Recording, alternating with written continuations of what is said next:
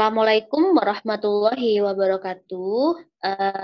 Adik-adik, kali ini saya akan menjelaskan kepada kalian tentang cara mudah gitu ya buat menjawab soal TPA verbal tapi yang subbab analogi gitu.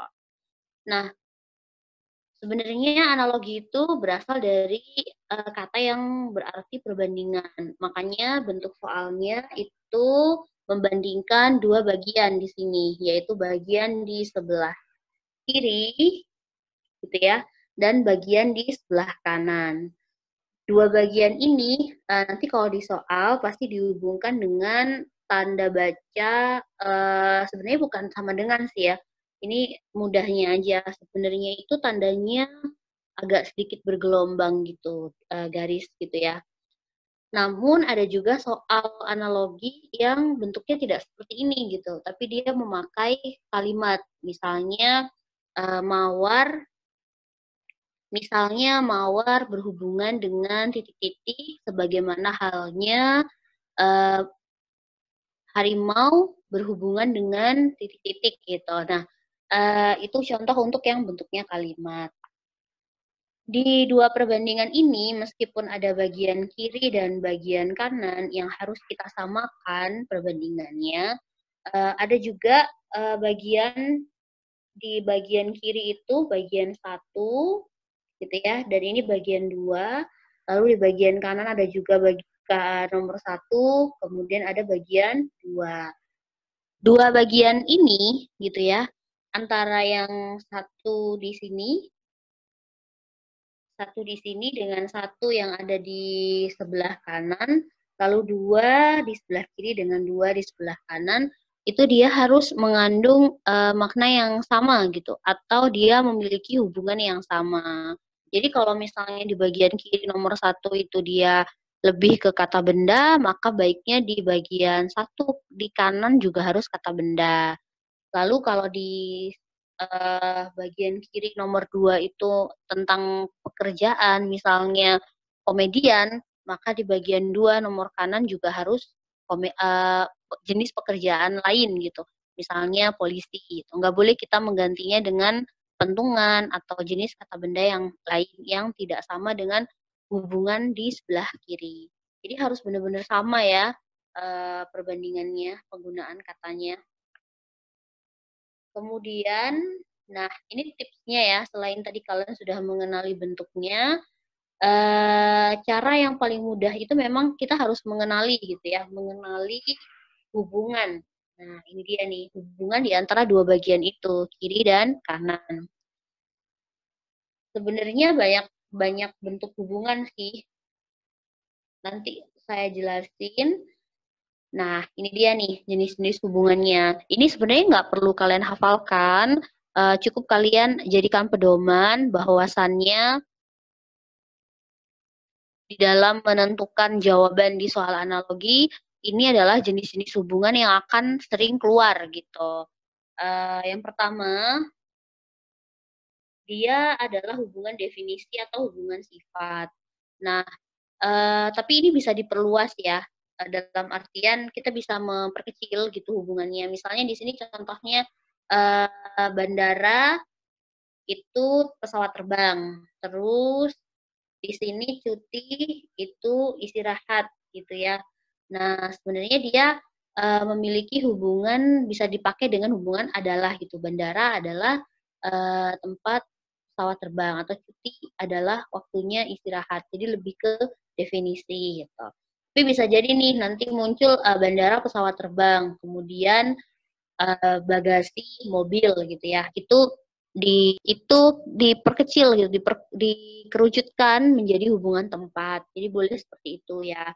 Lalu ada hubungan fungsi. Nah, saya sering banget menyebut hubungan fungsi ini sebagai hubungan alat.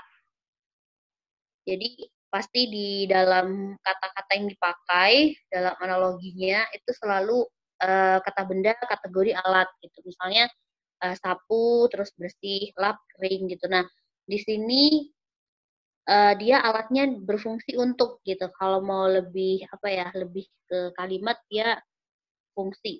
Sapu dipakai untuk membersihkan. lap dipakai untuk mengeringkan. Jadi hubungannya semacam itu. Kemudian ada bagian dan keseluruhan. Nah, ini lebih ke apa ya? Kayak misalnya telinga itu bagian dari tubuh manusia gitu. Atau rambut bagian dari kepala. Jadi dia lebih ke bagian dari yang lebih besar lagi gitu. Di sini contohnya ada cabang bagian dari pohon, lalu lautan itu bagian dari air gitu. Jadi antara bagian kiri sama bagian kanan itu dua-duanya sama-sama ngomongin tentang bagian gitu. Jadi nggak boleh nih kita cabang bagian dari pohon, lalu sebelahnya itu hal yang berbeda. Misalnya lautan, danau. Nah, itu kan nggak nyambung ya hubungan antara dua bagian itu.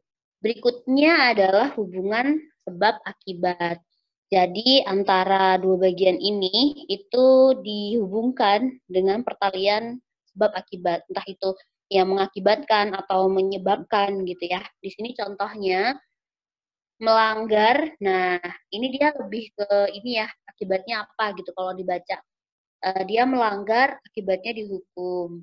Dia terus tapi belakangnya di ini ya, dibalik ya, sakit itu karena. Nah, ini sebab, lebih ke sebab ya, sakit karena kehujanan gitu ya. Kemudian asosiasi. Nah, ini asosiasi itu lebih ke apa ya? Kayak misalnya nih, kalian kalau dengar kata amplop gitu ya, pasti asosiasinya mengarah kepada uang. Nah, di dalam soal analogi juga ada tuh seperti itu. Jadi bisa jadi uang titik dua amplop gitu. Nah, di sini contohnya merpati, nah itu simbol kedamaian. Atau mungkin simbol cinta gitu ya, simbol surat. Dicocokin aja nih. Terus kalau gajah itu simbol dari besar gitu ya. Biasanya sih itu kalau tower tuh tinggi gitu. Jadi dia lebih ke asosiasi makna gitu, hubungan makna ya antara kedua bagian itu. Lalu hubungan yang berikutnya ini adalah hubungan derajat ukuran atau saya sering nyebut itu adalah gradasi gitu. Jadi kalau paling mudah tuh bacanya pakai simbol setelah atau sebelum. Nah, ini anak-anak remaja. Nah, ini setelah anak-anak jadi remaja. Gitu. Di atasnya, oh bukan di atasnya ini ya sepak bola, tapi di atasnya futsal ada sepak bola. Jadi lebih meningkat gitu. Atau bisa jadi lebih menurun. Ini kan kalau di struktur yang ini, dia konteksnya menurun ya, sepak bola terus menurun jadi futsal gitu. Kemudian golongan. Nah, ini bahasa sederhananya sih jenis ya. Jadi bisa jadi nanti muncul ini bukan mawar gitu. Misalnya ini bunga terus melati. Kucing tuh diganti sama hewan, harimau. Bisa jadi seperti itu hubungan jenis. Terus kalau yang di sini itu dikategorikan gitu. Jadi sama-sama nih mawar sama melati sama-sama bunga. Makanya dia setipe, segolongan. Jadi ada yang polanya seperti ini juga.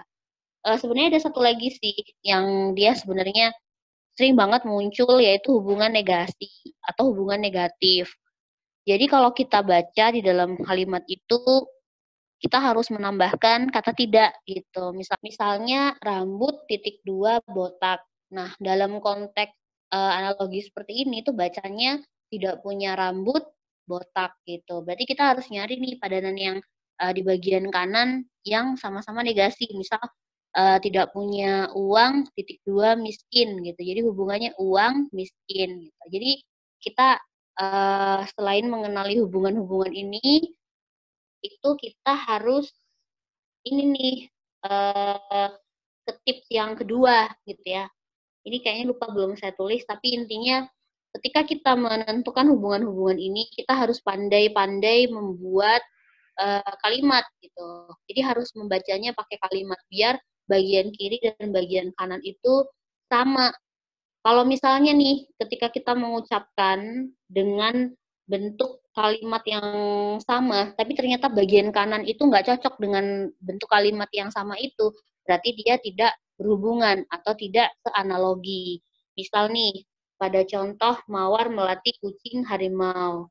Nah, ini bisa nih kita baca mawar itu itu sama-sama dengan melati berkategori jenis bunga.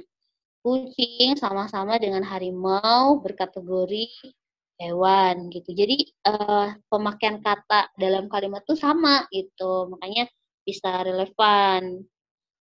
Kalau udah beda ya berarti bukan seanalogi. Itu cara yang paling mudah buat kalian menentukan hubungan dalam soal analogi seperti ini. Nah, terus ini kita ke contoh soal. Ini sama seperti yang tadi sebelumnya udah saya ulas. Jadi ada bentuk analogi yang dia itu tidak memakai tanda titik dua, tapi dia pakai kata dalam kalimat. Misalnya buta berhubungan dengan titik-titik, sebagaimana titik-titik berhubungan dengan makanan. Di sini ada dua kata kunci, yaitu kata buta dan kata makanan. Ini jadi acuan nih buat kita, buat menentuin pasangannya, gitu. Nah, di sini jawaban yang paling tepat gitu ya, itu adalah yang E. Kenapa yang E? Jadi ketika dia dibaca buta gitu ya, karena dia kalau buta dia berarti ini ya kurang penglihatan gitu ya. Terus kalau atau tidak bisa melihat gitu ya, tidak memiliki penglihatan, ini negatif sih ya. Terus kelaparan itu tidak memiliki makanan. Gitu. Bahasa sederhananya seperti itu. Terus kalau yang lain, misalnya mata dengan perut. Buta itu memang penyakit di mata, tapi kalau perut penyakit di makanan. Nah, ini salah nih. Jadi nggak bisa kita jadiin opsi jawaban. Terus kalau buta pakai kacamata, kalau udah buta kan nggak bisa pakai kacamata ya. Ini juga sama di poin A juga nggak bisa nih, nggak logis dengan vitamin A gitu ya. Nah, kalau yang di poin B itu kenapa nggak bisa kita jadiin jawaban buta itu berhubungan dengan dokter. Oh, buta itu butuh dokter. Sebagaimana lemah butuh makanan. Nah, di sini gitu ya, kita membutuhkan yang setipe gitu ya. Yang setipe dalam artian ini kan buta kan dia justru tidak membutuhkan dokter ya, karena dia sudah divonis gitu, sudah divonis tidak memiliki penglihatan kecuali dia mau didonorin gitu. Jadi di sini belum relevan. Berikutnya, nah ini nomor 2, kata kuncinya adalah cerdas dan pesenam. Oke, ini adalah soal yang mudah banget ya, karena sudah ada pesenam. Ini ibaratnya kayak rumusnya gitu ya. Kalau sudah ada pesenam, ini kita lihat nih, ini ada di kata kedua. Ini kata ke satu, ini dicari yang nomor 2, ini satu, ini 2. Oke, berarti kita harus mengisi bagian ini, gitu ya, bagian yang nomor 2 di sebelah kiri itu dengan ini apa ya profesi yang sama karena di dua sebelah kanan tuh profesi pesenam. Nah, kita lihat nih di kolom sebelah sini. Semuanya ada nggak yang apa profesi juga. Nah, adanya hanya di yang ilmuwan nih, ya. Sorry. Jadi hanya ada di ilmuwan. Oke, jadi jawabannya tentu saja kita pilih yang delta. Itu ya. Jadi cara mudahnya kalau sudah ada kata kunci profesi, kita tinggal cari aja letaknya. Oh, dia di bagian kedua sebelah kanan. Berarti dia harus di bagian kedua sebelah kiri. Jadi nggak boleh dipindah. Biar cara bacanya nyambung. Oke, lanjut ke soal nomor 3. Ini hutan sama pohon. Nah, ini soal lebih mudah ya, karena kalian tidak dibuat bingung gitu. Ini sudah dipasangin, jadi kalian tinggal nyari pasangan yang sebelah sini doang. Nih, gitu ya. Jadi tinggal dicari yang sebelah sini. Ini kan hutan ada pohonnya. Nah, berarti kalimatnya bisa diputar ya. Jadi pohon ada di hutan atau hutan memiliki atau mengandung pohon gitu kan. Oke. Nah, berarti kita tinggal menentukan nih yang konteksnya bisa memiliki gitu. Nah, di sini Jawaban yang paling tepat itu adalah yang Charlie. Jadi mawar memiliki duri gitu ya. Berikutnya, oke, nomor 4 itu masih tipe dengan yang tadi ya, di soal nomor 3. Cuman di sini tuh tiga kata gitu ya. Di bagian kiri berarti kita butuh 3 kata di bagian kanan. Nah, ini cara bacanya juga mudah sih. Ikan itu bernapas dengan insang, terus dia tinggal di laut gitu. Berarti cari yang bunyinya seperti itu gitu. Nah, yang bunyinya pas banget itu adalah manusia bernapas dengan paru-paru dan tinggal di darat. Jadi jawabannya adalah yang Bravo. Oke, lanjut kita ke gergaji sama kayu nih. Nah, ini hubungan alat nih yang tadi sempat kita bahas ya. Gergaji itu dipakai buat motong kayu, berarti kita cari yang tipe juga ya. Nah, jawaban yang pas itu di C, gunting untuk memotong kertas. Itu ya. Jadi yang bunyinya sama, kenapa sendok sama makan enggak gitu ya? Karena sendok tidak dipakai untuk memotong makan gitu ya. Dia kalau kita bunyikan tuh sendok digunakan untuk makan. Jadi fungsinya fungsi kalimatnya berbeda ya. Jadi harus benar-benar sama tuh. Lanjut guru sekolah. Nah, ini lebih ke tempat. Nah, kalau di sini itu guru itu kan ada di sekolah gitu ya. Berarti kita nyari yang dia itu benar-benar tempatnya gitu. Kalau penebang pohon kan nggak mungkin di pabrik. Ini piano juga enggak ya, dia pakai alat bukan tempat. Terus pengacara bukan di panggung, tapi dia di persidangan. Penyanyi bukan suara gitu ya. Jadi jawabannya yang E, itu petani di ladang. Ini lebih mudah sih kalau hubungan tempat seperti ini. Terus ini juga fungsi ya, ini hubungan fungsi. Bulu hidung itu untuk menyaring udara, berarti alis untuk menyaring apa gitu kan. Jadi dia jawaban yang paling tepat adalah debu. Dia berfungsi untuk menyaring debu. Makanya jangan sampai kita nyocokin, oh ini alis hitam, bukan ya, ini bukan hubungan warna, tapi dia lebih ke fungsi. Kemudian, nah ini soal berikutnya ya. Titik-titik berhubungan dengan kapal sebagaimana pesawat udara berhubungan dengan titik-titik gitu. Ini kan alat transportasi ya kata kuncinya. Ini alat transportasi, kapal sama pesawat udara. Nah, kalau ini ada 2 kata kunci yang dia itu setipe gitu ya. Sebenarnya untuk opsi pilot ini nyambung sih, cuman pasangannya nggak nyambung prajurit gitu. Dan ini langsung dieliminasi aja nih. Kalau pelaut sama penerbang, nah ini yang pas gitu ya. Pelaut itu untuk di kapal. Kalau pesawat udara itu dia butuh penerbang gitu. Jadi jawabannya yang Bravo. Kenapa yang Alfa itu salah?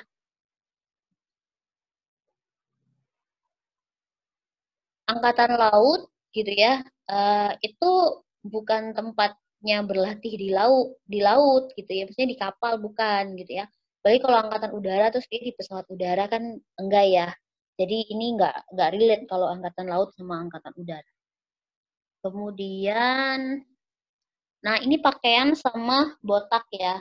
Jadi ini sebenarnya ini ya pernah saya baca soal ini gitu. Tapi pasangannya bukan bukan ini, tapi ada pilihan bugil gitu ya. Cuman di sini nggak ada, ini sebenarnya hubungan negatif. Jatuhnya di soal ini jadinya hubungan fungsi nih. Jadinya pakaian itu dipakai untuk mode gitu ya atau busana gitu ya. Tata busana. Sedangkan wig, rambut palsu dipakai untuk ini apa ya, kebotakan. Nah, jadi lebih nyambung yang di E. Oke. Terakhir, ini terakhir soalnya titik-titik daging, vitamin titik-titik. Nah, ini lebih mudah ya. Jadi udah ketebak gitu ya. Ini lebih ke kandungan, hubungan apa sih? Golongan ya. Hubungan gradasi nih. Jadi vitamin terkandung dalam, nah butuh terkandung dalam apa gitu ya. Terus daging dia punya apa gitu. Jadi ini jawabannya yang delta. protein terkandung dalam daging, vitamin terkandung dalam buah. Jadi cara bacanya seperti itu. Oke, that's all buat soal analogi. Semoga bermanfaat untuk kalian semua gitu ya. Tetap semangat meskipun ada yang salah. Oke, keep strong. See you di materi berikutnya. Wassalamualaikum warahmatullahi wabarakatuh.